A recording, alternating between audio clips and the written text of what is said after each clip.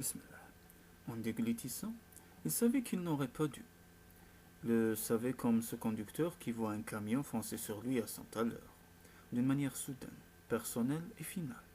Sa gorge se serra, son plexus solaire se nua comme une anémone de mer. Trop tard, à la bonne vôtre, avec le bout de sucre amer, la goutte d'acide, l'entraînante petite dose de pouvoir, qui laissait derrière elle une faible trace de corrosion tout le long de son œsophage, comme un limaçon avalé d'une pièce, c'était la terreur, d'où venait tout le mal. Il avait peur et n'en savait rien avant. Maintenant, il était trop tard. On ne peut se permettre de trembler. La crainte fausse, tout est.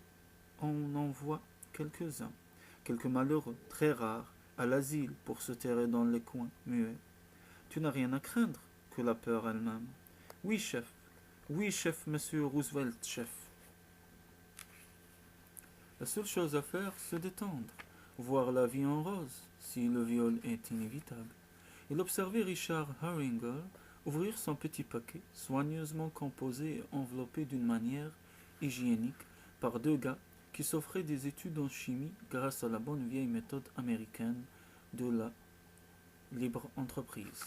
Illégitime, bien sûr, mais ceci est loin d'être inhabituel en Amérique, où si peu de choses sont légales que même un bébé peut être illégitime. Et avaler la petite limace amère avec un plaisir délibéré et rituel. Si le viol est inévitable, détends-toi et profites-en, une fois par semaine. Mais qu'est-ce qui est inévitable, à part la mort? Pourquoi se détendre? Pourquoi en profiter? Il combattrait, il ne ferait pas un mauvais voyage. Il combattrait la drogue, consciemment et méthodiquement, sans panique, et avec volonté. On verrait bien qu'il emporterait, de ce côté du ring, LSD alpha, 500 microgrammes, papier d'emballage, le tourbillon tibétain, de l'autre côté, mesdames, mes singes, LSD, BA, MA, 83 kilos en caleçon blanc, valise rouge et poche bleue sous les yeux. Faites-moi sortir, gling. Et il ne se passa rien. Lewis Sidney David, l'homme sans nom de famille, le celte juif, traqué dans son coin, regarda autour de lui avec circonspection. Ses trois compagnons paraissaient normaux, nettement visibles, mais hors d'atteinte. Il n'avait pas d'aura. Jim était étendu sur le lit sofa mieux et lisait Rempart. Peut-être voulait-il aller en rêve au Vietnam ou à Sacramento. Riche semblait engourdi, mais il avait toujours cet air-là, même en servant des repas gratuits dans le parc. Alex grattait sa guitare. La satisfaction infinie de la corde d'argent, sur une corda. S'il se balade avec une guitare, pourquoi ne joue-t-il pas un air quelconque? Non, l'irritabilité est un symptôme qui indique une perte de contrôle sur soi-même. Supprime-le, supprime tout, censeur, censeur. Combattez, les gars, combattez. Lewis se leva, observant avec plaisir l'aisance de ses mouvements et la perfection de son sens de l'équilibre. Il se remplit un verre d'eau à l'évier infâme, des poils de barbe, des crottes de Colgate, de la rouille, un évier d'iniquité. Que faisait-il dans ce trou?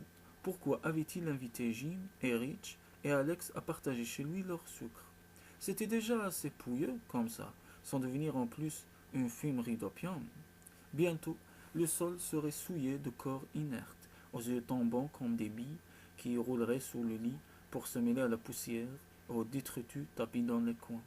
Lewis alla jusqu'à la fenêtre, le verre d'eau à la main. Il en but la moitié et versa doucement le reste autour des racines d'un olivier nain planté dans un pot de 10 cents, réparé veille que vaille. Je t'offre un verre, dit-il, en se penchant sur l'arbuste. Celui-ci n'avait que 5 pouces de haut, mais ressemblait en tout point à un véritable olivier, noueux et résistant, un bonsaï. Bonsaï, mais où est le satori? Mais où sont la signification, la mise en valeur, toutes les formes et les couleurs et les explications, l'intensification de la perception de la réalité? Combien de temps faut-il à cette saloperie pour faire son effet? Voilà son olivier. Pas plus, pas moins. Il n'est pas magnifié, il reste insignifiant. Des hommes pleurent, paix, paix, mais il n'y a pas de paix. Il n'y a pas assez d'olivier pour s'y appuyer. à cause de l'explosion démographique de l'espèce humaine. Était-ce une perception? Non, n'importe qui pouvait le percevoir. Sans drogue. Mais viens donc, poison, empoisonne-moi. Viens, hallucination, viens que je puisse te combattre, te rejeter, te refuser, perdre le combat et devenir fou en silence, comme Isabelle. C'était à cause d'elle qu'il vivait dans ce trou, qu'il avait invité Jim et Rich et Alex, et qu'il s'était embarqué avec eux dans ce voyage de drogués, une plaisante croisière, des vacances dans le pittoresque vieil Eurobone. Il essayait de rejoindre sa femme, la pire sensation, quand on voit sa femme devenir folle et de ne pouvoir la suivre. Elle s'en va de plus en plus loin, se regarder en arrière, en un long voyage au creux du silence. La lyre devient muette, et les psychiatres ne sont pas des menteurs. Tu te tiens derrière le mur de verre de ton bon sens, comme tu regarderais dans un aéroport un avion s'écraser. Tu cries Isabelle, elle ne t'entend pas. L'avion s'est écrasé en silence. Elle ne peut l'entendre crier son nom, ni lui parler. Maintenant, des murs de briques les séparent, bien solides. Il peut faire ce qu'il veut dans sa propre maison, transparente de bon sens. Jeter des pierres, jeter des alphas, bing, crack. Le LSD alpha ne vous rend pas fou, bien sûr. Il ne touche même pas à vos chromosomes. Il permet seulement d'accéder à une réalité supérieure, comme la schizophrénie, pensa-t-il. Mais le défaut est que vous ne pouvez parler, ou communiquer, ou dire ce qui se passe. Jim avait abaissé son exemplaire de rempart. Il était assis d'une manière bizarre et respirait profondément. Il allait traiter la réalité comme il fallait, comme un lama, manga. C'était un vrai croyant et sa vie se tournait tout entière vers l'expérience de LSDA. Comme un mystique religieux ne voit que sa discipline mystique. Pourras-tu continuer comme cela, une fois par semaine, pendant des années? À 30 ans, à 42, à 63, c'est là la terrible monotonie et l'infortune de la vie. Tu aurais besoin d'un monastère, les matines, les noces, les vêpres, le silence, des murs de briques épais et solides, pour te préserver de la réalité inférieure. Mais viens donc, hallucinogène, finissons. Hallucinogène, moi. Hallucinogénise tout. Brise le mur de verre et emmène-moi là où ma femme est partie. On cherche femme de 22 ans, 1,58 m, 52 kilos, cheveux bruns. Elle n'a jamais marché très vite et je devrais la rattraper, même à cloche-pied. Emmène-moi là où elle. Non, je la suivrai moi-même, dit Lewis Sidney David. Il versa les dernières gouttes sur les racines de l'olivier et regarda par la fenêtre. Là au bout, au-delà de l'herbe barbouillée, à 40 miles, se dressait le mont Hood, un cône volcanique de 2000 de haut, symétrique comme tous les cônes volcaniques, en sommeil mais pas officiellement éteint. Des multitudes de feux endormis s'y cachaient et l'atmosphère y était particulière, rendant le climat différent de ce qui existait à plus basse altitude. Voilà pourquoi il vivait dans ce trou, parce qu'en regardant par la fenêtre de ce trou, on voyait la réalité supérieure de 11 miles. Puis, que Dieu, subhanahu wa ta'ala, dit Lewis à voix haute, et il sentit qu'il se trouvait à un pas, moins que ça, de percevoir quelque chose de réellement important. Mais il prouvait cette sensation assez souvent, sans avoir pour cela besoin de quelque produit que ce soit. En attendant, la montagne était là. Entre la montagne et lui, le paysage était encombré de boue, d'autoroutes, de constructions provisoires, de tas de terre, de projets de renouvellement urbain prêts à être bombardés, et d'éléphants de néant lavant des voitures de néant avec des jets d'eau en néant pointillés. La base de la montagne et ses premiers contreforts étaient noyés dans une brume de fumée. Le sommet semblait flotter au-dessus de tout. Lewis eut envie de pleurer et de crier le nom de sa femme. Il réprima cette impulsion comme il le faisait depuis 3 mois, depuis ce mois de mai où il l'avait conduite à l'hôpital psychiatrique. Après 2 mois de silence, en janvier, avant de s'enfoncer dans le silence, elle avait beaucoup pleuré, parfois du matin au soir, et les larmes lui faisaient peur maintenant. D'abord les larmes, puis le silence. Mauvais, mon Dieu, subhanallah, faites-moi sortir de tout ceci. Lewis se laissa aller, cessa de combattre l'ennemi impalpable, et supplia la délivrance de venir. Il implora la drogue qui était dans son sang de faire son effet, de faire quelque chose, de le faire pleurer, ou voir des couleurs, ou devenir dingue, ou n'importe quoi. Il ne se passa rien. Il versa les dernières gouttes autour des racines de l'olivier et regarda la pièce. C'était crasseux, mais grand, et la vue donnait sur le mont Hood, et même, quand il faisait beau, sur la crête en dents de sagesse du mont Adams.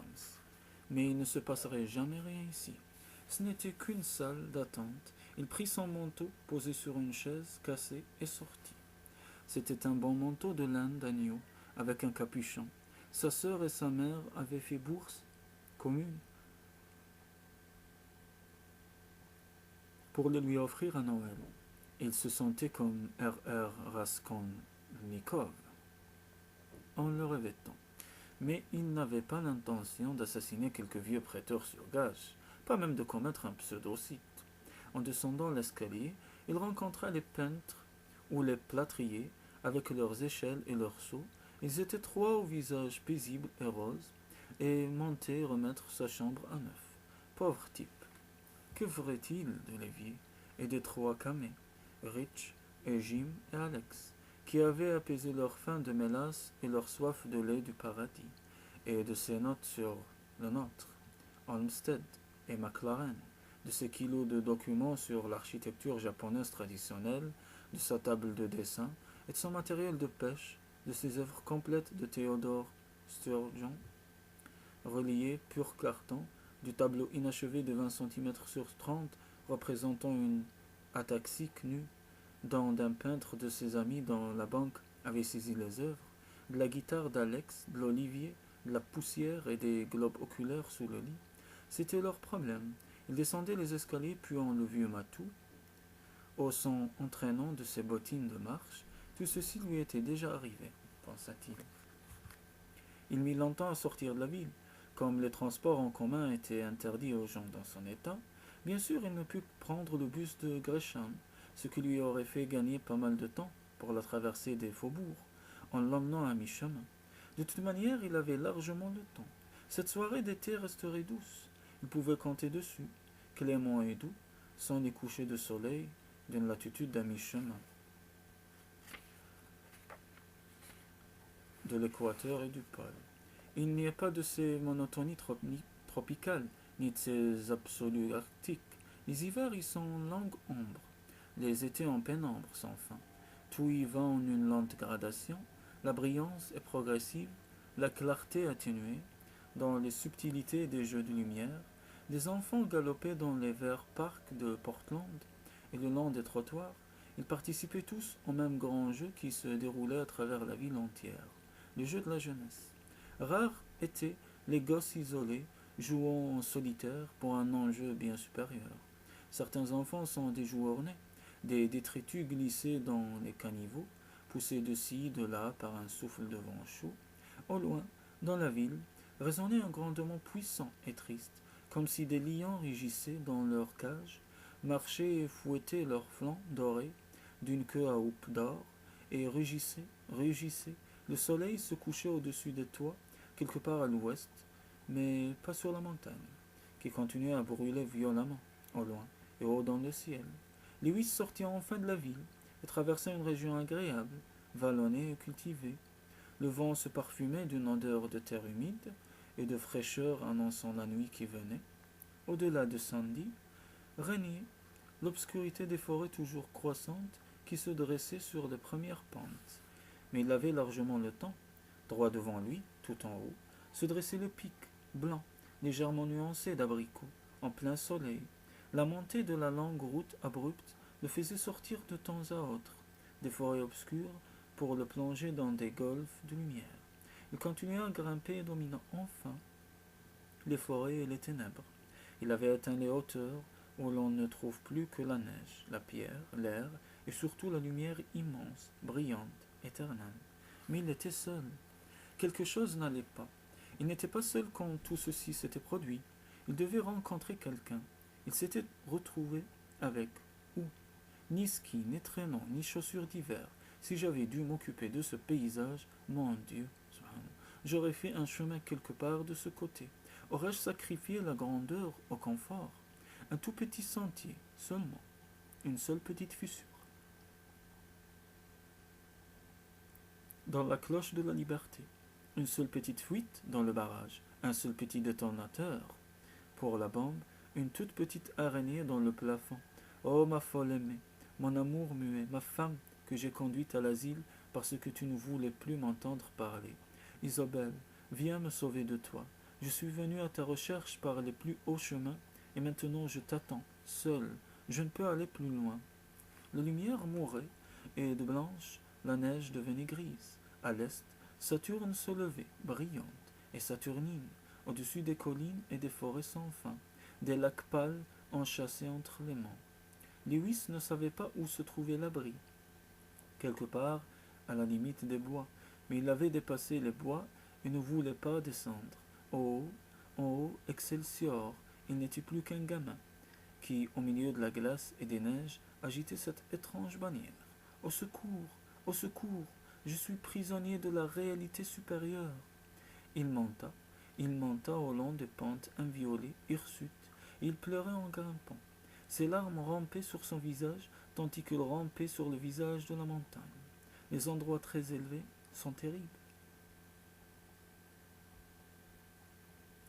Quand on est seul au crépuscule. Il n'y avait plus de lumière pour l'éclairer. Il n'avait plus tout le temps. Il avait épuisé son temps. Les étoiles étincelèrent et le regardèrent dans les yeux depuis leur golfe d'obscurité, quand il osait quitter du regard l'immense plaine blanche, le plan supérieur qu'il escaladait. De chaque côté se creusait un précipice jalonné de rares étoiles. Mais la neige gardait sa propre lumière froide et il continuait à grimper. Il se souvint du chemin quand il tomba dessus. Dieu, subhanahu, ou le gouvernement ou lui-même.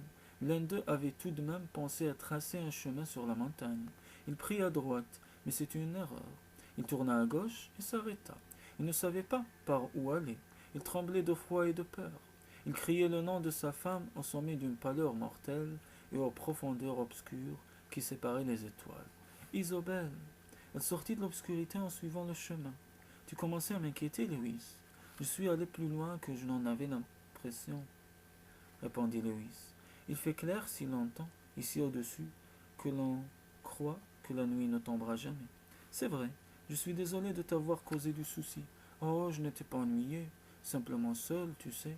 Je pensais que c'était peut-être ta jambe qui t'avait ralenti. C'est une belle balade. Spectaculaire. Emmène-moi avec toi demain. N'aimais-tu pas skier? Elle fit signe que non. Pas sans toi, murmura-t-elle timidement. Ils descendirent le chemin sur la gauche, pas très vite. Lewis boitillait encore légèrement. Il s'était déchiré un muscle 2 jours plus tôt et ne pouvait plus skier depuis lors. De plus, il faisait sombre et il n'y avait aucune raison de se presser. Ils se tenaient par la main, la neige, les étoiles, le calme, les pieds en feu, l'obscurité qui les enrobe, devant la lumière, la bière, le lit, chaque chose en son temps. Quelquefois des journées choisissent de vivre sur les pentes d'un volcan.